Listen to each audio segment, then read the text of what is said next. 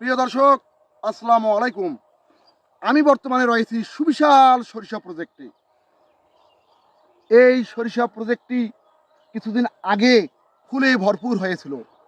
সময়ের ব্যবধানে কিছুদিনের মধ্যে দানা হয়ে এসেছে, অর্থাৎ ফুল শেষ, দানায় ভরপুর সরিষা ক্ষেত।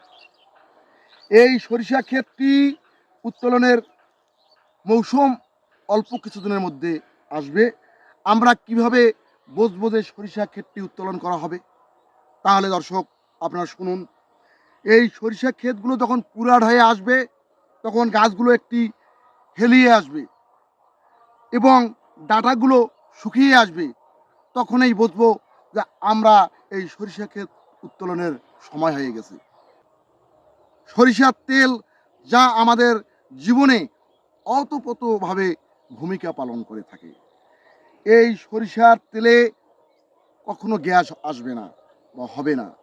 আপনারা সুনিশ্চিতভাবে সরিষার তেল খেতে পারেন।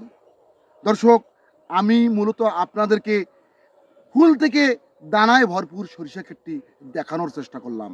দর্শক, ভালো থাকবেন, সুস্থ থাকবেন। আল্লাহ হাফেজ।